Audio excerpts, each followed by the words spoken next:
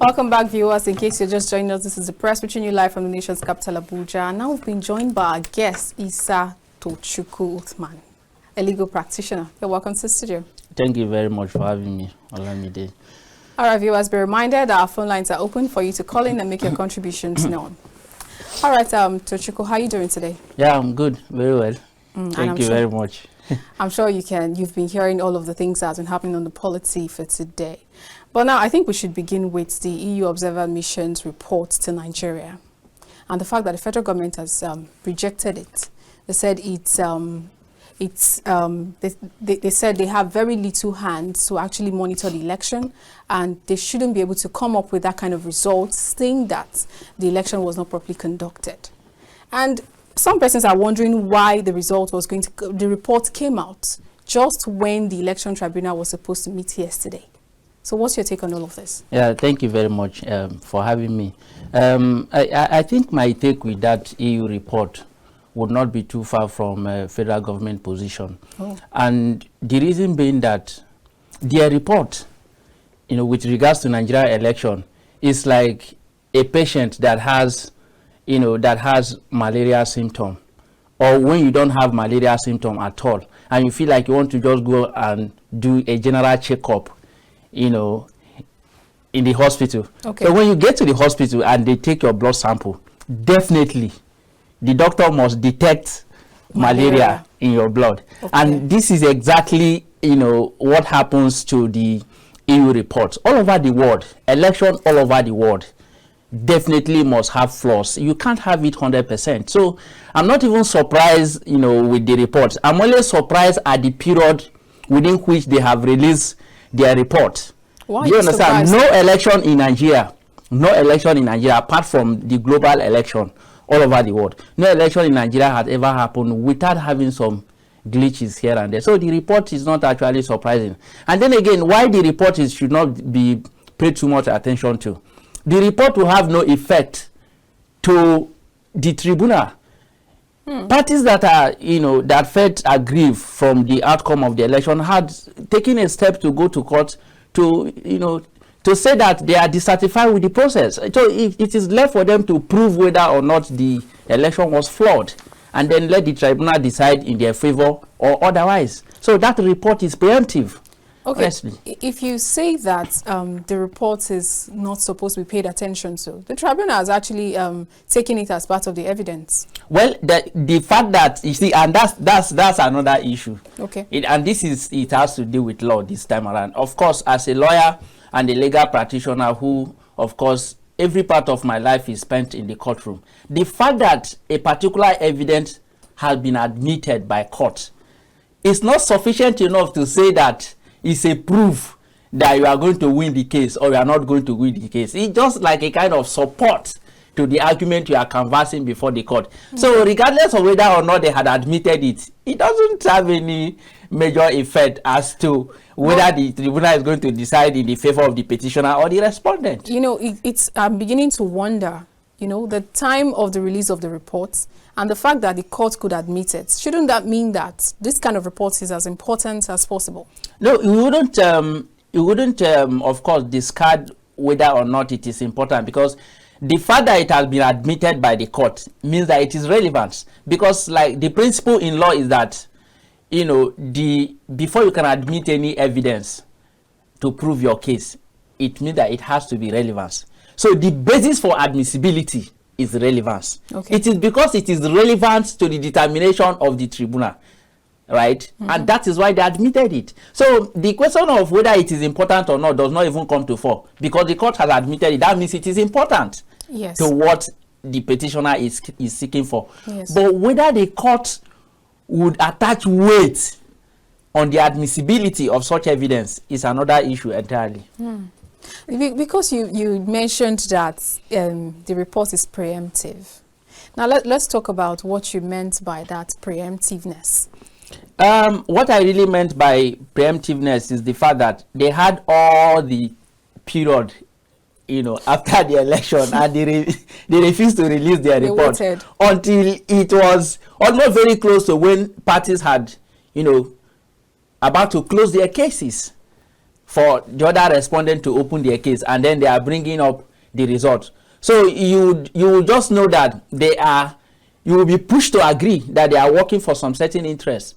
But at the end of the day, what will happen is that the tribunal will take its position, and it will not even end there. Even if the tribunal rules, assuming without conceding, in favor of the petitioner, right, they still have appeal.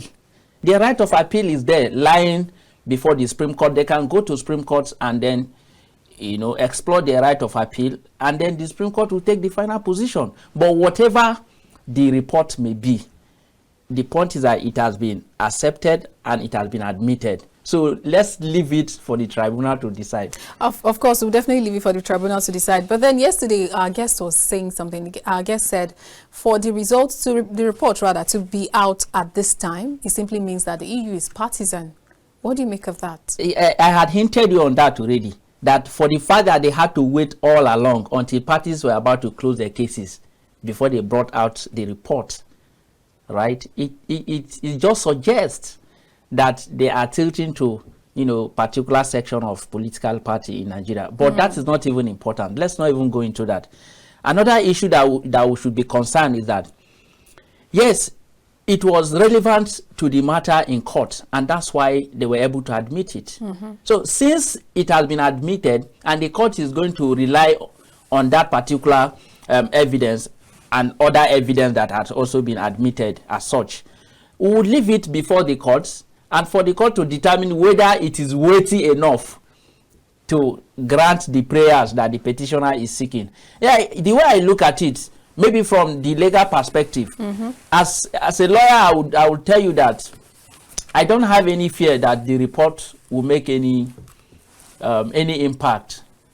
Why is that so? Because there are other evidence that are even more, we should be attaching more credence to. What evidences are those? More than EU report. Do you understand? What there are other evidence. Are you saw when Labour Party carried about almost 20-something ballot boxes to go and tender before the court. Some of those evidence should be more, worrisome to the respondents rather than EU report. EU report is just a mere report that, if you allow the respondent to respond to such reports, they can also make it irrelevant. You think so? Yes. All right, now let's talk about what Nigerians think. I think a couple of persons actually called in and they were wondering, Nigeria is a sovereign nation. Why do we need the EU to bring up some reports as a validation? That's the point.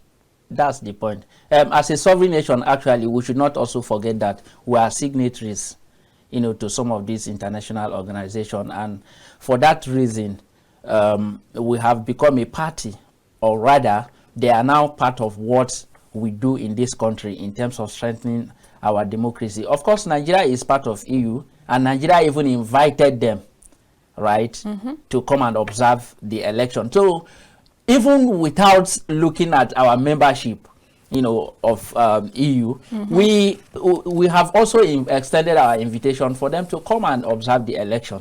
So on that regard, I think they have the right, to make their report and suggest how we can strengthen our democracy. I don't think it's a bad idea that they brought a report, but one thing is to bring a report, and another thing is for the report to have effect globally all over the world, including the US. In America, they have flaws in their elections. And even America themselves had admitted to that. So it's not a new thing that the European Union are saying Nigerian election was marred with irregularities and all of that. If we don't face this irregularity, how do we get it correct? Nigeria is a nascent democracy. We are just about 60-something years old. So what are we not saying? We must have to get it wrong to get it right. Despite the fact that a lot of people feel that this election is very flawed, as most Nigerians believe, it's the first time in history that we're having a tripartite election phase, where we have three strong frontrunners. As against before now, it's always a battle between APC this person or this person. So what do you make of that? Do you also see it as a really flawed election? No, I don't really see it as a really flawed election, because if you look at it honestly from the factual perspective, let's not be emotional about this or being partisan. What are the figures? After the election, Tinubu did not win election on the mandate of the majority of voters. If you combine the vote between Atiku Abubakar and that of P2B, you would know that Tinubu did not even come close. 6 million is 12 million. Tinubu had 8 point something votes. Do you understand? And three of them won. The three major three contenders won in 12 states in Nigeria. Then Kano was considered to ANPP, Kwankwaso. And then you look at it in another way.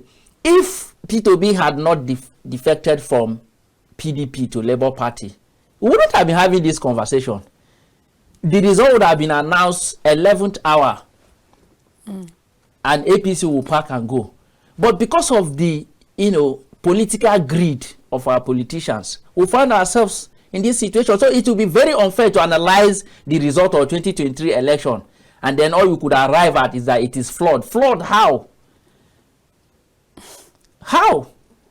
When the third position got 6 point something million, second position got 6 point something million, and first position got 8 point something, and we are saying it is flawed? No, I think otherwise. All right, still talking about the Presidential Tribunal, there's this headline on the Vanguard newspaper that says INEC not ready to defend its case, says LP's lawyer. If INEC is not ready to defend its case, then what have they been doing? And how long more do they have before all of this ends? The point is, in election petition, you have 180 days from the day you lodge your election petition before the tribunal. Now, I cannot count how many days they have, including the adjournments and all of that. They are all counted. Now, the point is, even if INEC is not ready to defend their case, what is your problem? Once the window of that timeline is closed, it is shut. Nobody can open it again. The tribunal will rule based on what they have, whether they presented anything in defense or not. So they should not be worried. Let them leave INEC to cry their cry. You can't be taking a paracetamol over somebody's headache. Exactly. But is it possible for us to have a final judgment before the end of this year? Why not? It's closed now. We will definitely get a final judgment from the tribunal. Okay. But appeal going to the Supreme Court is what I cannot actually guarantee, because you can't predict how the court works. They have their own timetable. I don't know what the Supreme Court has now, but I believe that by the time the tribunal concludes, they will still go to the Supreme Court. The matter will end the Supreme Court. All right, so we look forward to that, because I think most of the headlines have that Tinubu is going to defend his victory today in court. Definitely, is what he has. I'm sure you're going to be there. It's already a distraction. I ought to be there, but I'm not in court today. So probably on the next adjourned date, I should be there. I've been going. I've been following up the issues. All right. Let's talk about this headline that says NBA to sue federal government over vehicles proof of ownership fee. Yes, I had my personal reservations on that. Okay, please share with us. Because things are already being very tight for us as Nigerians. We're talking about removal of fuel subsidy. We're now buying fuel for over 560, some 540 a litre. And then all of a sudden, we are now imposing 1,000 naira for annually. That's outrageous, because if you look annually. Annually, meaning that if you have, I don't think it's only on general, okay, card. So if you have 5 cards, exactly, that's the angle I'm looking at it from. Okay, I get and then again, I wish it's going to affect the politicians. I don't know how they are going to do it, because if you look at this whole thing, if you study it very well, at the end of the day, it will be the poor masses who are just doing their kabu and Uber to feed their family that will be paying for these things. If you have fleet of cars like 20, 35, like some of these senators and politicians, we don't have a problem with that. It's fine. At least if it tax 1,000 times 30, it's a very good money every year. But somebody who is just surviving with his family and they're asking him to pay such type of money, it's not encouraging. And I'm actually interested in that case. Let me see how far NBA is going to go, because once NBA has made such statement, you know that they would have studied the pros and cons. Are you not part of the NBA? I'm part of the NBA. So I'm sure you know the pros and cons already, and that's why I'm asking you this question. I've not. It's just an official statement by NBA. I've not been able to study their reasons why they want to go to court. But I'm just sharing my own personal position. Okay. On the matter. Now I can actually see that it's actually NBA to sue. It's not like they've actually sued the federal government. Yeah, to sue. Yet. That's why I said it's just an official statement. But and definitely, since it's out there, they are going to sue. Talking about all that we've been going through, of course, it's for the betterment of the Nigerian people. That's not the point. That's not it. Definitely, when you take some certain drastic measures in terms of policies, it's definitely going to affect us because we are not used to that system of lifestyle. But what we're saying is, what measures have you put in place before that? Take, for instance, in Osun State. Governor of Osun State had just recently reduced the number of days that the civil servant should be going to work, which is reasonable, even in order to ameliorate the suffering. Yes. Do you understand? So some of these things, it wouldn't be bad if federal government can also consider and say, okay, look, 5 days, Monday to Friday, let us remove Thursday and Friday, go to work Monday to Wednesday until things are stabilized. That is how to do it. You need to be compassionate. And then again, you shouldn't forget, when I started, I told you that President Tinubu did not win on a general mandate. If you look at his figures. Yes. And if I were him, what I would do is to do some certain things that, would attract that, passionate love from the masses, even those who have been saying they don't like him and all of that. You need to do something that will appeal to their sentiment. Not that he has taken a wrong step per se. Of course. Because even if you look at the entire subsidy removal, is not within the purview of Tinubu's administration. It is Buhari that removed subsidy. Yes, the he former just president. Announced it. Right. The president just hinted us during that his speech at the swearing ceremony that the subsidy was gone. So he never did remove the subsidy. But what I'm saying is that while you came to power, you knew that this thing was going to happen. So we had expected that you bring succor as a measure for the survival of the citizens and make life softer. And talking about succor, there are talks of electric vehicles that will be made available. There are also talks of the $800 million that's going to be splitted. I don't know how they plan on doing it, but they are still in talks with the TUC and the Labour Party to discuss how they are going to be disposing all of that. So are those not measures that are being put in place, or do you expect that to have happened before the hints? That's what should have happened before the hints. But those measures we are talking about, I don't want you to be putting minds in all this. These guys are politicians. Where did the E-Naira went to? So are you We're in this studio. I was saying that E-Naira is a scam. They didn't believe me. Where is E-Naira today? Electronic vehicle, let us start from the factual perspective. Okay. How many hours do you have light in Nigeria?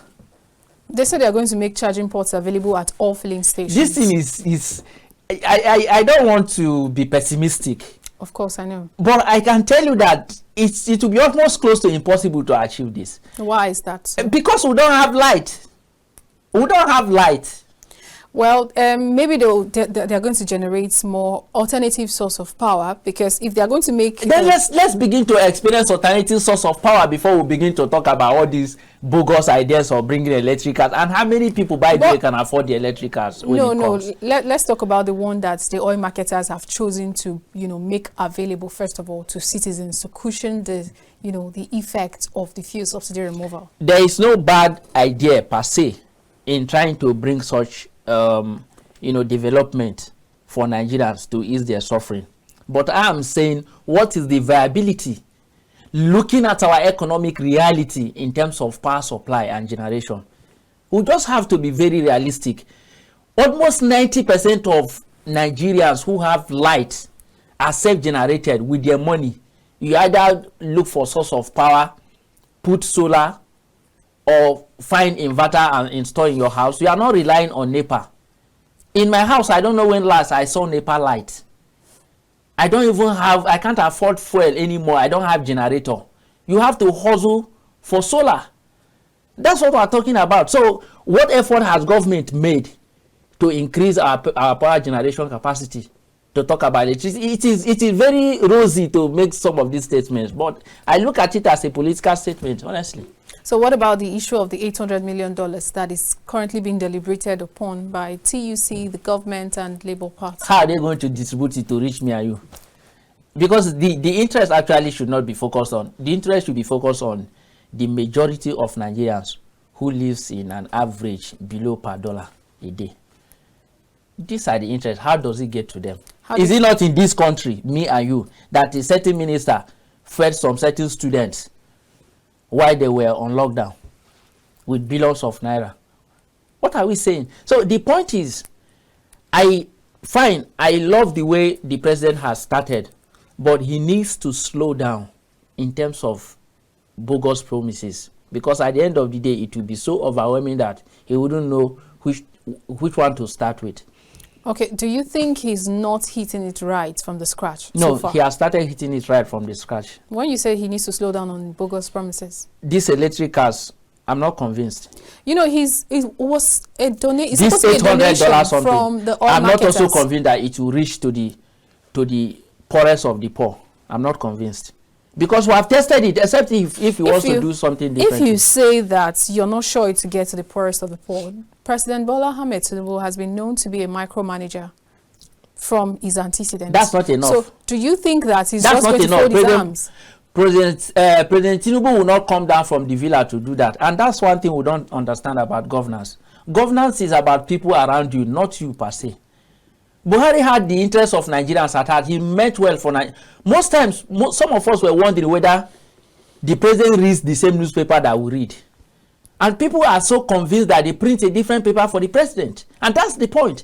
What you are seeing is a different thing that the president will see. Because he doesn't get information from me and you. He gets information from people around him. So it's about people who thinks the same, such as the president. Do they want to achieve the kind of interest that you have as the president of Nigeria? For Tinubu, fine, he can do that. But he's not going to come down from the villa to distribute those things. We need to do it with people. Let's quickly take this call. Hello, good morning. Hello, good morning. You're welcome to the press. Please tell us your name and where you're calling from. This is Alaba from Sokoto. All right, please join the conversation. Yeah, good morning. I just want to commend the young man, the analyst here. He's doing a very good job. Thank you. He's not emotional, and the anchor. But my take on this matter is that the untold hardship we are going through as the masses of this nation, it's not deserving. We don't deserve it. We don't deserve it. You know, the reason I said we don't deserve it is this. These guys who stole Nigerian money, they are still alive. Yes. This money should be collected from them and use it for whatever they want to use it for. You see, I keep on saying Nigeria will never move forward until we begin to do the right thing. These guys who stole our money are still working freely on the street of Nigeria. Why are we so inhuman in this country? Why are we like this? Why are we wicked? Is it the masses that we pay for what people have stolen? Nigerians are suffering. I just pray that this thing, they will see to it on time before it goes out of hand. Now, on the election matter, I don't know what they are discussing there about this election, whatever, of March 25, February 25th. The court should be the needful. We are not saying nobody can win. Anybody can win election. Yes. But it should be done on a platter of fairness. All right. Teach the young ones the right thing. Somebody should win gallantly. Somebody should be able to clap and that I won this election victoriously. It's not in a fraudulent way. Let the players do the right thing. I pray God will help Nigeria in Jesus' name. Amen. Thank you so much for the contribution. That's a very good take. Well, while he was talking and saying those that stole Nigeria's money are still alive, I heard you, in acceptance of that statement. Yeah, you see, the truth is that... Apologies. Let's quickly take the next call before you say something. Hello, good morning. Hello, good morning, Alhassan. Good morning. You're welcome to the press. Thank you. Hello, my name is Mr. Akim, calling from Lagos.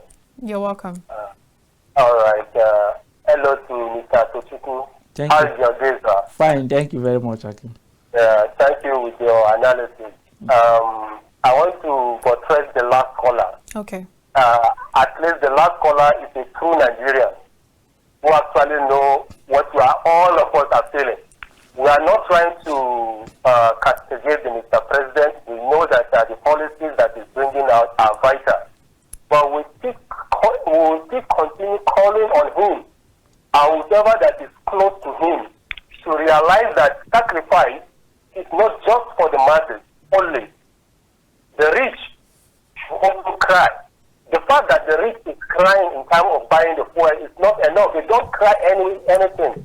What am I trying to bring out here is this. One point. You mentioned $800 million for palliative, right? Yes. So, now, usage of this $800 million is very simple. They should not distribute it in terms of 25,000 to people. It's scam if they do it that way. You understand?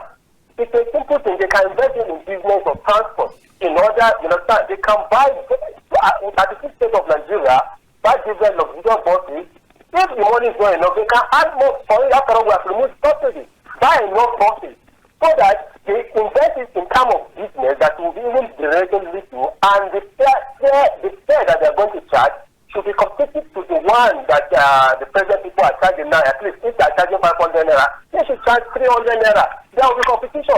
That will help to bring it out. But the worst thing you hear is that they will tell you that the poor of the poor. Who is the poor of the poor? If they dislike, you don't accept that kind of thing. They should not bring that kind of policy to us. Let them do something that will have effect on people. We commend Mr. President so far for what he's doing, but his attention is being called so that things will not go out of hand. All this introduction of KAFTAN, it should reduce it a bit. After all, he said in Ogun State that a baby state. So when it comes to taxation also, a baby state also should be taken.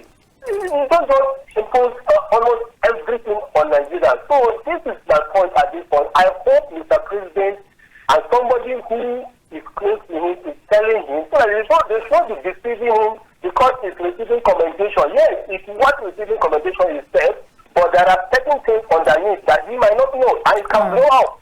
So that is just it. I wish Nigeria the best. Thank you so much. All right, thank you so much. Thanks for your contribution. Yes, you were trying to make a statement earlier. Yeah, talking about people who have stolen our funds. Yes. If you study most of those cases, they have not yet been proven. Otherwise, there should be an order of permanent forfeiture. Okay, so they are just allegations. Yes, they are just allegations. Most of them are still facing trial. And when matters are being still tried, you cannot conclusively say that the person has stolen money. Okay. At best, at that point, he is still a suspect. So that's what I have to say on that. All right. All right, thank you so much for that contribution. Now, there's this headline that I want us to take before we leave. It says, I didn't forge my UTME results. I printed 362 score from JAM portal. That's coming from Miss Oma. Were you not surprised when you heard this, that there's a fake result and JAM is saying that the result, okay, there's a result from a student and JAM is saying the result is fake. Now, the question is, where has the student gotten the result from? And the student said that she printed her result from JAM's portal. What do you make of this? You know, I'm a lawyer, so yes. I'm not an IT expert. But from experience, I can actually concede to the fact that there must be a kind of hitches, right? Like a kind of data and internet hitches during the period of the upload. Maybe that may have been the problem ab initio that escalated her score. Okay. If assuming without considering it was not her original score, which then means that the fault may have to come from the JAM server. So both the institution and what powers the institution's server is to be blamed here. And I think JAM was actually too quick, to have taken the step they took, because investigation was ongoing before JAM issued that press statement. What the ideal thing to do would have to allow that investigation to get to the conclusion, yes, right? Before JAM could now come out to express their feelings or otherwise before the press. But they preempted the investigation, and that was what escalated the whole thing. It could be just some of those hitches, which I believe they would have found a way to address it. Because the way that all of this is coming, the students is coming out to say it is actually affecting her mental health. That on the side. But let's quickly take this call before we proceed. Hello, good morning. Good morning. You're welcome to the press. Please tell us your name and where you're calling from. Camila. All right, your name, please. Godwin. All right. Please join the conversation, Godwin. Good morning, Mr. Tochukwu. Good morning, Godwin. Thank you. See, all what we need in Nigeria is not maybe giving peanuts outside. That's what I mean about. When you want the transport system in Nigeria to be working for every individual, at least I can move from one place to another place. Where transport is maybe around 2,000 to 3,000. So if government at least can use some money that the World Bank, the INSF is going to use at least to have some money to purchase car and box for the entire 36 states. At least let each local government have maybe two box. Okay. It's easy the same. All right. Because transport from one place to another place, at least make we Nigerians lose hope.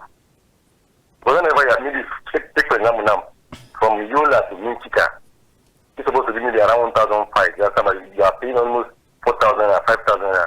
And how much are you paying? All right. Life is part of the country.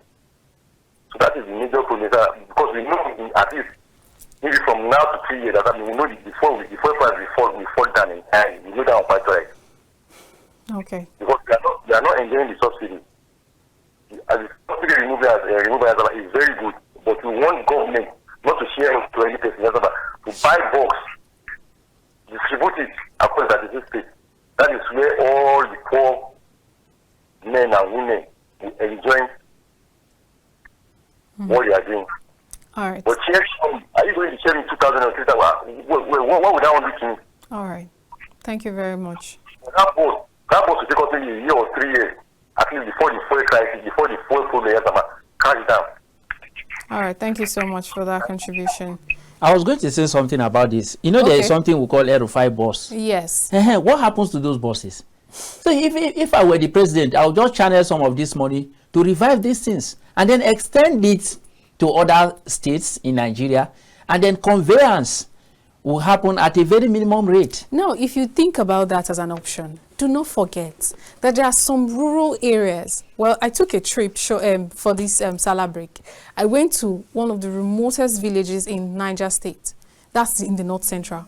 And you can tell that even if you were to provide free buses, it won't make any impact in these people's lives. That's what I'm saying. You can call National Executive Council meeting, summon all the 36 governors, and tell them that this is what you want them to do. Beg them, appeal to them, because they also have the right to run their state the way they want to run it, per the constitution.